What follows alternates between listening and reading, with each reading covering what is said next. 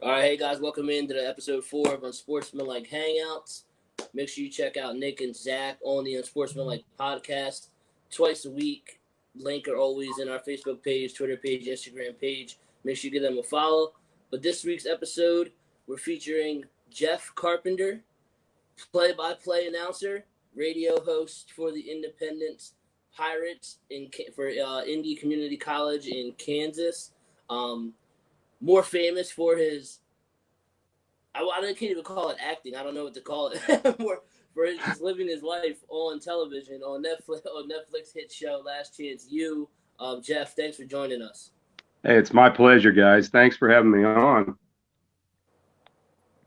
All right, and so obviously people know you because of the Last Chance U, and might assume you're just like a TV personality or something like that. But you're actually the voice of the Independence Pirates.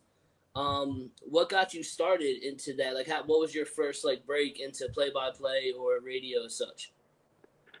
Honestly, guys, it pretty much happened by mistake. I was sitting around, really, it's a true story. I was sitting around with some of my buddies, drinking some brews, and we were listening to one of the local games on the radio being broadcast, and they were telling me, they're like, man, you need to do this. You're way better than this guy. And I was like, nah. And they kept on me. And so I don't know, it was like 3 or 4 days later, I finally was like, all right, fine. So I go down to the radio station here in Independence, and I tell them, hey, I think I might want to do play-by-play for you.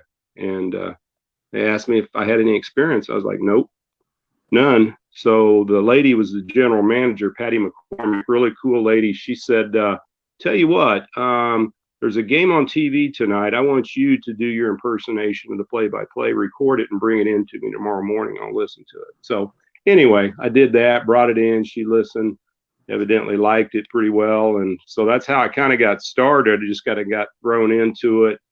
One thing led to another. Then I started doing play-by-play regularly for the local high school basketball and football teams with my son, Kane Carpenter, who is still doing the high school games now for the local team.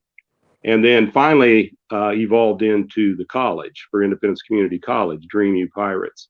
And I've done that now for a little over 17 years. So I backed into it, guys. I mean, I don't have any communications degree. I didn't go to college for it. I didn't really have any mentor or tutor to tell me and show me what to do.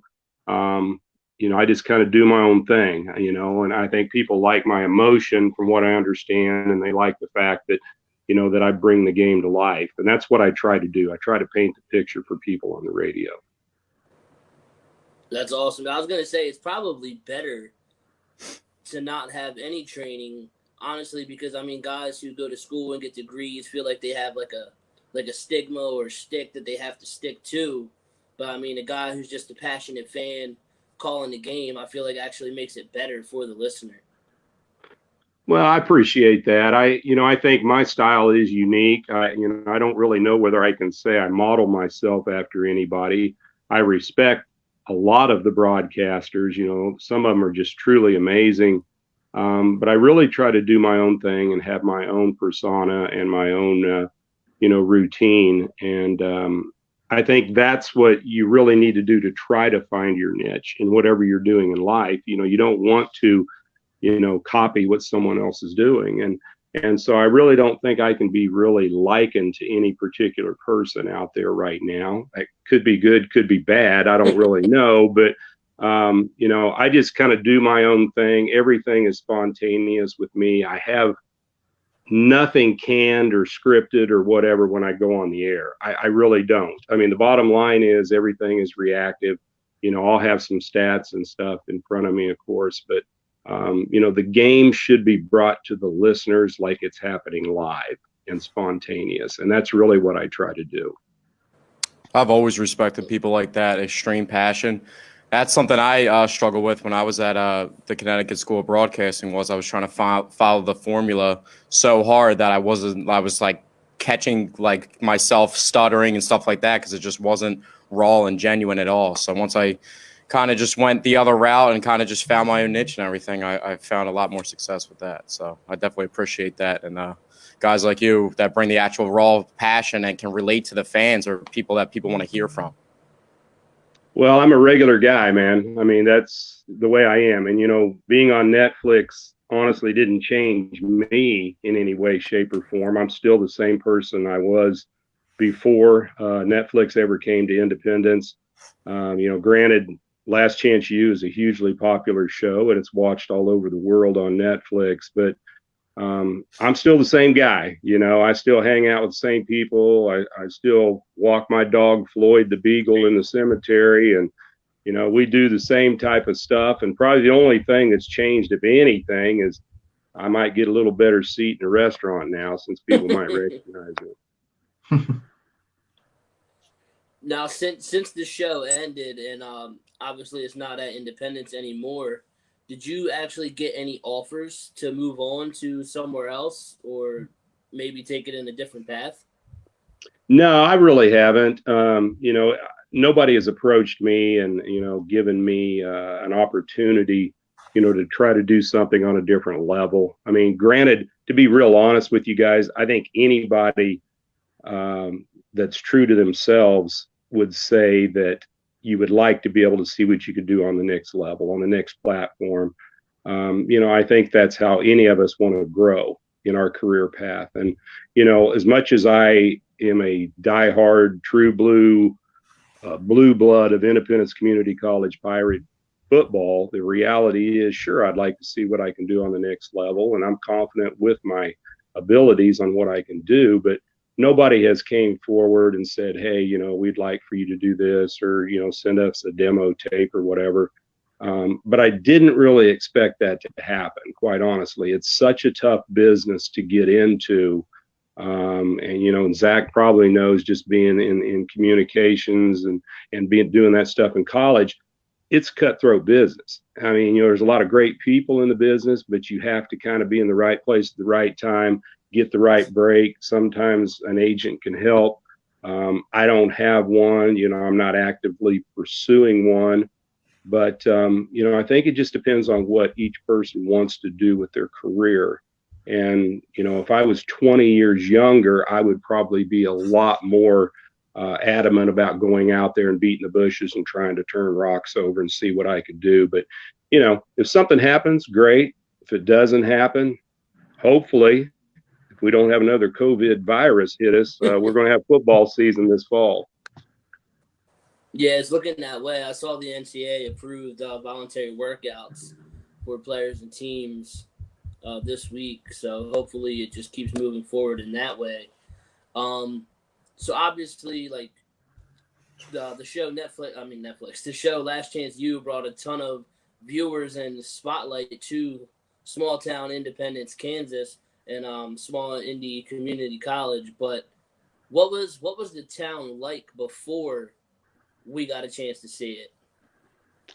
Independence, Kansas, we're in the southeast corner of the state and we're a little less than 9,000 people. So it's, kind of like a sleepy bedroom community place. Great town. I mean, it's a great place to raise a family. I was born and raised here. Actually, my great grandfather was one of the founding fathers of Independence way back in the day. So it has a lot of special meaning to me.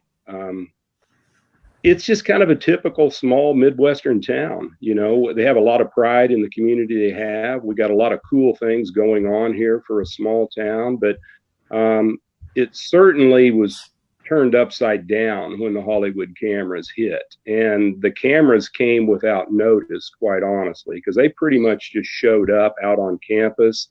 Independence Community College, Coach Brown, and the administration, they all knew what was going to happen naturally before they got there. But the truth of the matter is, all of a sudden, one day we're Independence, Kansas, normal everyday life. The next day you see TV vans all over the place, cameras running up and down the sidewalks and going into buildings. And it was a whole different atmosphere. And I think it was a little surreal for some of the local citizens, especially some of the older people in town. And I don't know if it was a real positive thing for some people. Most people, I think, liked it and they adapted to it and they found the benefits of it. It's certainly put Independence, Kansas on the map, not just in the United States, but all over the world. Right, and that's what you said. They kind of adjusted, but obviously they were taken back at first. I remember actually when I was watching the show, and they were interviewing some of the local residents, and then a bunch actually said that they weren't a fan of JB and the show and bringing in all players from all over the country to make the football team better, because Independence always had the pride of being Kansas-only players. How long do you think it took the town to get adjusted and just be in love with the winning, and it doesn't matter who the players were or where they came from? That's a great question. I think really toward the end of the first season of Last Chance U, which was season 3, once everybody figured out and started seeing the Pirates rising in the national rankings, which was pretty incredible because that hadn't happened in 30 or 40 years. People started understanding this was not a fluke. It was something that was really happening, and the Pirates were building on something really great that Jason Brown and his staff had brought to Independence. And so I think that kind of turned the tide a little bit toward the end of the first season of Last Chance U. And, winning our conference championship over our arch rival Coffeyville in that final game was huge. Anytime you can beat Coffeyville, it's monumental. But also to win a conference title and then get to go to a bowl game, and not only go, but win our first bowl game ever in history. That was a big thing. And that pretty much set a precedent, I think, for what people started realizing this is really happening. The Independence Pirates are no longer the doormat of the Jayhawk Conference in Kansas. They're a legitimate national power. And right now, the Pirates are still one of the top 5 junior college football teams in the country as far as a program goes. Now, whether we're ranked that high or not, our program speaks for itself. And you just look at how many players sign Division I contracts or scholarships each year. Independence is at the top of the list. And, that normally didn't happen. But Coach Brown set the platform for that. And now Pirate head coach Kiyoshi Harris, who was an assistant coach at the time under Coach Brown, he's done a great job carrying on that tradition. Yeah, when I saw that he got the head coaching job, I was actually really excited for him because he was a guy who I liked while I'm watching the show. Now, getting back to when Coach Jason Brown was there, obviously, and then he put Indy on the map record-wise and national standings-wise. But he was a guy who ruffled some feathers and got under people's skin and is very unapologetic about what he did or does or says. But what was your relationship like with him? And then what was his relationship like with the community? Well, our relationship, JB and mine, I thought was really great and still is now. I consider him a really good friend of mine. And we do talk periodically from time to time. The thing is, when I first met Coach Brown or JB, I was introduced by our athletic director, Tammy Heldenace. At the time, she goes by Heldenace. Now she goes by Romstead. But anyway, she introduced me to him in Uncle Jack's, a sports bar uptown in Independence, and talked briefly to him. And I thought, hey, this is a good guy. I like him. Didn't see him or didn't hear anything from him for several days. I happened to see him out at Walmart with Coach Harris, walking through the local Walmart, doing their shopping. I just kind of walked on by. I didn't think much about it. Coach Brown stopped and said, hey, how you doing? And, kind of hollered at me. And I thought, you know what, that's pretty cool. This guy's only met me once. We spent like 30 seconds talking at most, yet he takes his time to make sure to say hi to me. That meant a lot to me. So that's the kind of guy he is. He's a stand-up guy. Yes, he'll ruffle some feathers. He doesn't care what people think about what he says. I mean, that's the bottom line. That's what makes JB JB. And it's hard to have that type of magnanimous personality, bigger than life, in a small town community. And, Netflix, Last Chance U, loved it because he was bigger than life on the screen. The town of Independence, I'm not sure, was quite as accepting of it. But again, this is a small Midwestern town. And a lot of times, older folks, older residents are less receptive to change and different things. And if it's something they don't really understand or necessarily accept right off the bat, it's hard for them to jump on the bandwagon and be a huge fan of anybody or anything. Jeff, I think Last Chance U, they did a great job of explaining a lot of the stories and the backgrounds of the players and the coaches. Was there anything that they kind of kept off camera, maybe like a storyline or something that happened that wasn't shown on the show that you thought should have been in there?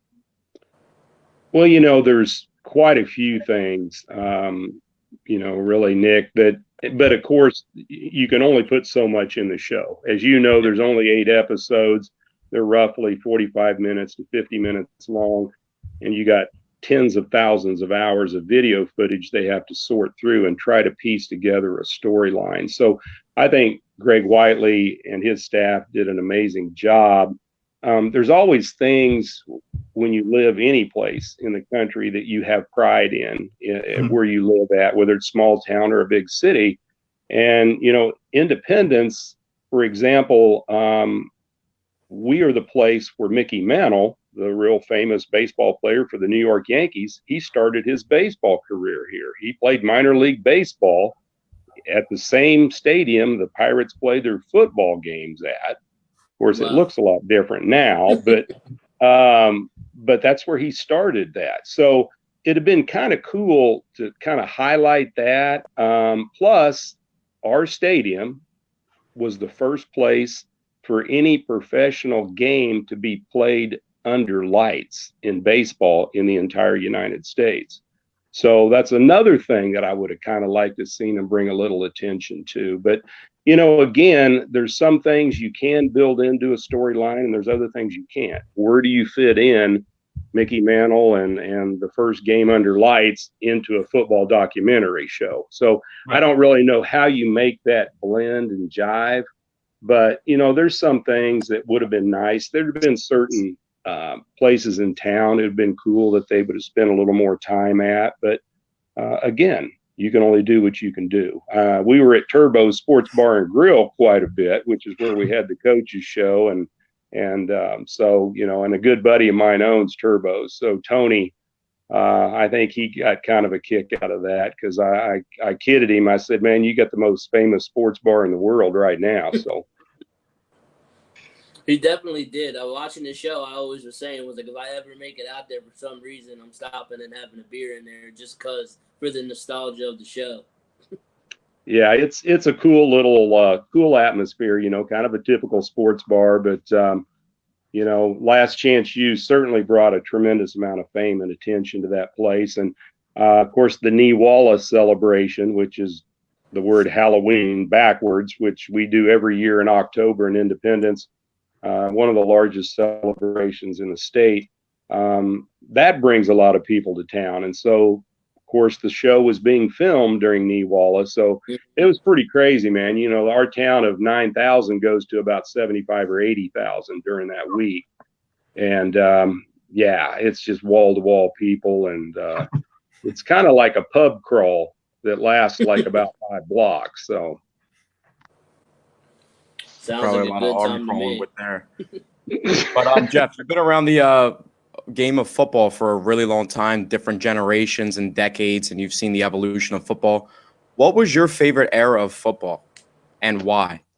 Man, that is a great question, man.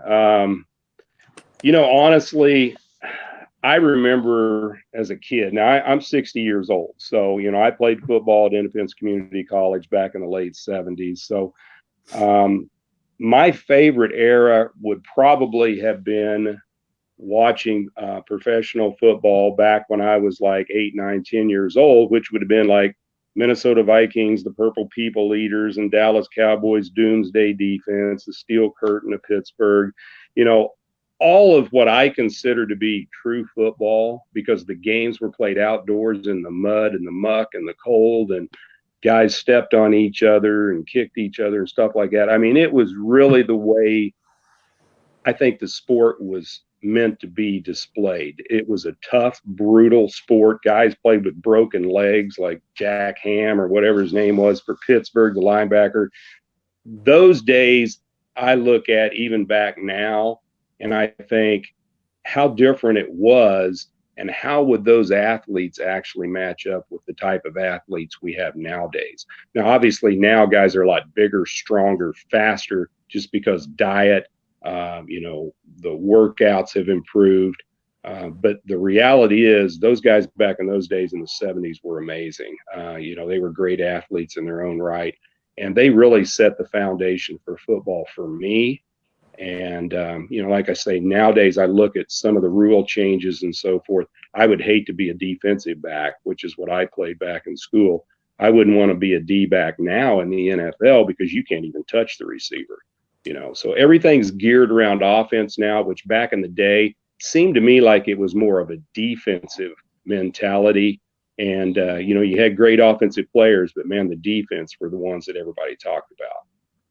Yeah, the game has definitely changed from Super Bowl halftime pictures of smoking cigarettes and drinking beers in the locker room to nowadays, if that was seen, there would be suspensions handed out all over the place. So getting back onto what you said, you're talking about the generation crossover between players.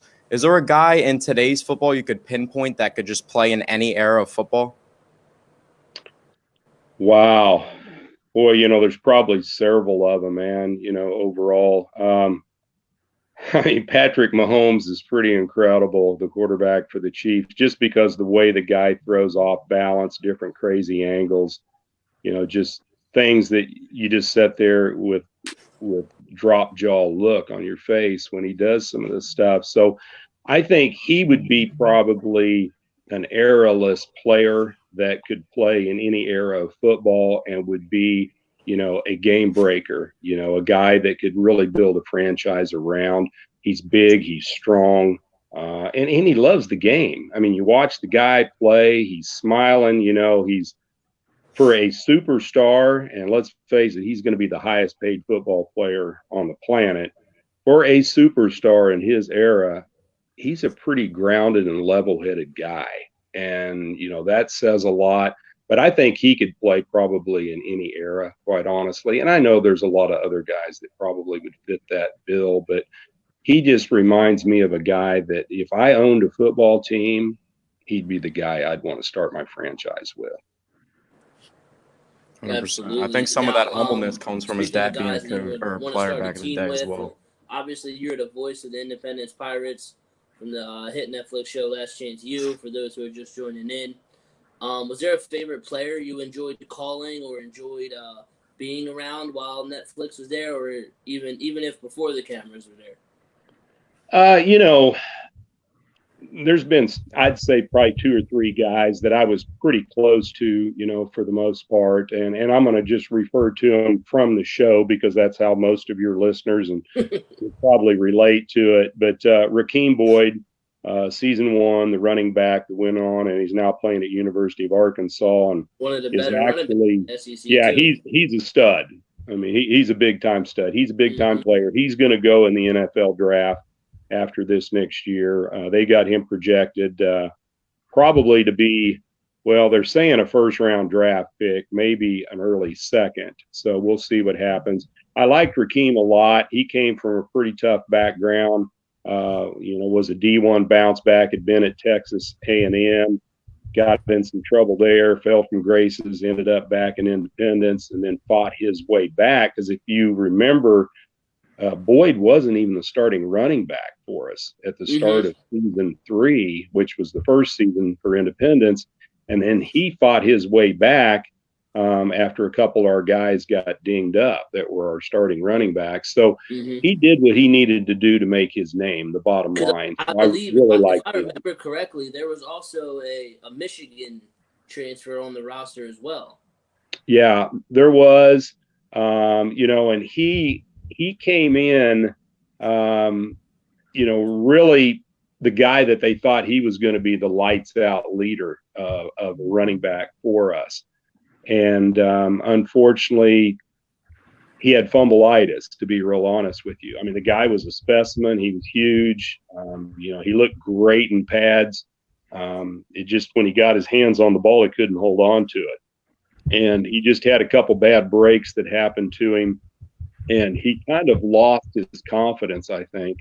And, the next thing you know, he's sitting the bench, and then, he's disgruntled about what's going on. And when things like that happen, it's awful tough for those kids to get back in the good graces of the coaches and get their shot back out on the field, especially when you have a lot of talent like we did on the team. So, that hurt a little bit for him. But, yeah, he was looked at to be one of the guys. Yeah, I was gonna say, I remember that. I was looking at it. They had Boyd from A&M, and then the kid from Michigan, and I was just like, wow, this backfield's loaded. And then it was just Boyd seemed the only one who was really ready to go at that point. And he obviously, you've seen it just from watching. I mean, I only seen him from the show, obviously, but you could see it that kid was different, and obviously he's showing that at Arkansas now. Another high-profile guy who was on the show and obviously didn't have the same success as Boyd is quarterback Malik Henry. I was actually really excited when I found out that he was the quarterback of the team, and he's a kid I followed out of high school, transferred to like 3 different schools in high school, then went to Florida State, obviously got into some trouble, which is why he ended up at Independence. And I was super excited to see him. I thought the kid had all the talent in the world. Just what do you think went wrong there? I really think it was just a combination of things. Malik has unbelievable talent. And Coach Brown said it even on the show. He's the best he's ever seen quarterback-wise. He had all the tools to do anything and everything he wanted to do. I think a lot of it for Malik was more mental than it was physical, even though he got banged up toward the end of the year for the Pirates. But, a lot of times the baggage you carry mentally can be a lot heavier than what you're carrying physically. And I really think part of that was the problem for Malik. And, and I know he ended up, transferring from Independence and, went to Nevada and had a shot, it looked like, at being the starter out there. And then I'm not exactly sure what happened. But the reality is that fell through as well. So there's more to it than just location. That's a problem for Malik. You can't go to 3 different schools, Florida State, Independence Community College, and then the University of Nevada, and still have issues that follow you. Sometimes there's stuff that you're carrying around, whether you realize it or not. And I think that was part of it.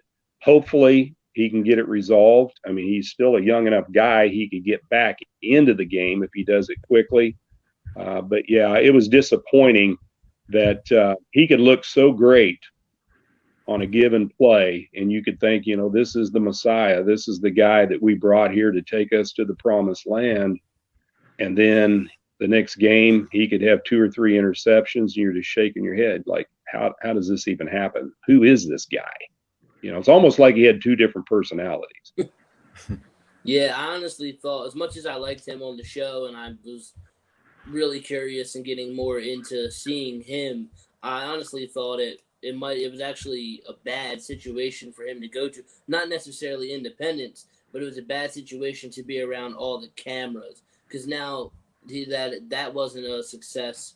Now, even when he moves on to like Nevada and such, he kind of has a target on his back now too, from the way he was portrayed on the show. Yeah, the cameras can either be your worst enemy or your best friend. It depends on how they portray you and how you carry yourself around them. I think that's part of it. But then again, guys, the thing that I will continue to mention is the fact that everybody all over the world that watches Last Chance U is only seeing what's on the show. And, you're getting bits and pieces of what really happened. And that's no fault of the Last Chance U crew and their staff. They do a great job. But the truth of the matter is there's always a flip side to everything you're seeing. And when you're just seeing it, being compressed in a 45, 50-minute segment of the show, you don't really know what else has happened behind the scenes that nobody ever gets to see. And I think that's the thing. That's the tragedy of anything that's a documentary or a reality TV show, is you see what they want you to see or what they're going to put on the TV, and that may not necessarily really paint the true picture.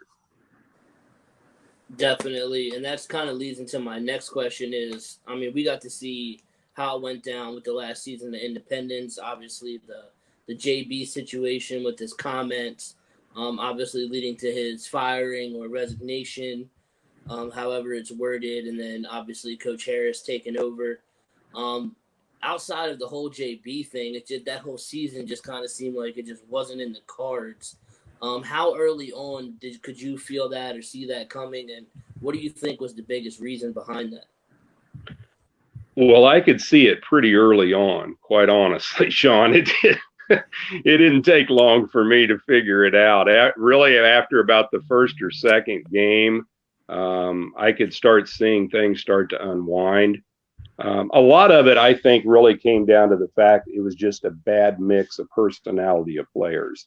And I'm going to go back to the fact that it still falls on the shoulders of the head coach to be responsible if you're recruiting, who you're bringing in, and all that kind of stuff.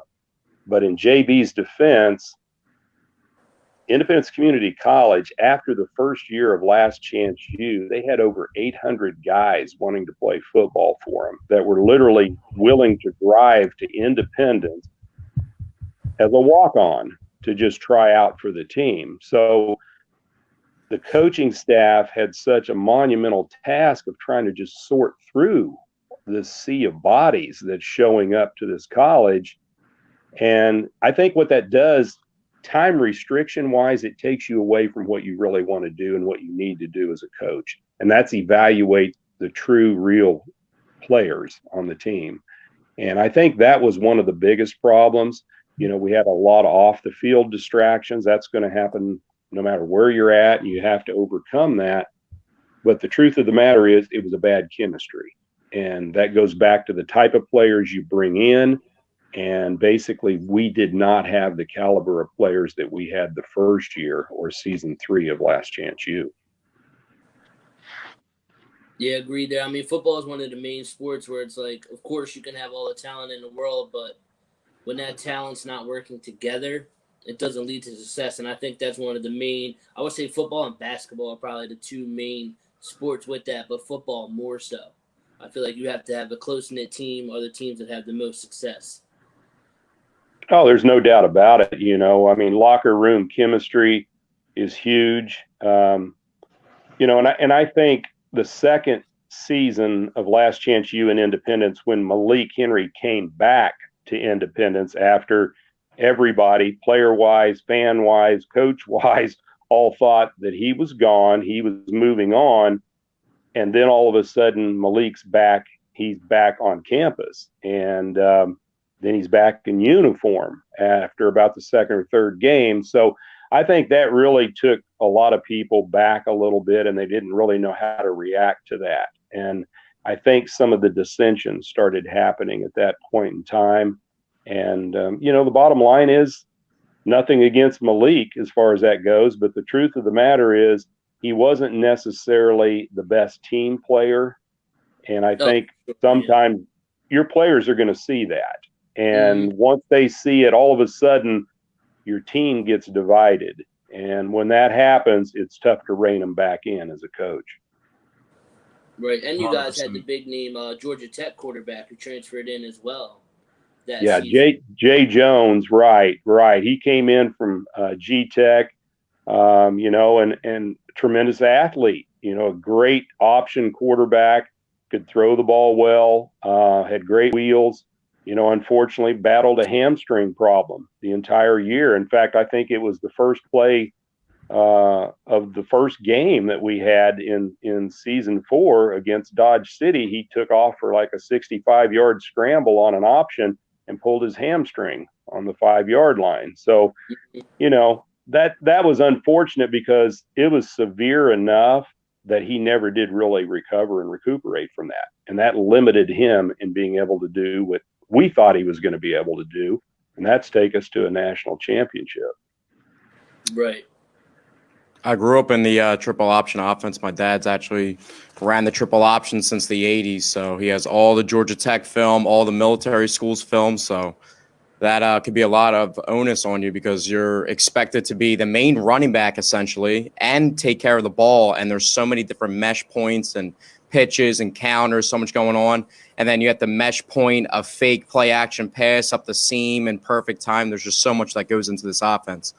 And you talked about being a defensive back in the day, and you mentioned if you were starting a franchise and generational players, you'd be looking into quarterback Patrick Mahomes. Do you have a favorite position in football? You know, in high school, I played wide receiver, you know, and I really kind of liked that, which is why I probably ended up being a defensive back because I figured out it's better to hit somebody than to get hit. So, you know, cornerback, I think, is a great position. I really appreciate the skill set that those players have, especially in the higher levels, the D1 levels and on into the professional football, because you have to be an insanely talented player to play that position and be out on that island to cover a wide out. That, to me, is probably the favorite position for me, just because you see the entire field of vision. You have to react in a split second to get to where you need to be to make an impact on the play. And I think, you know, quite honestly, those guys are probably the most underpaid players there is in the professional ranks right now.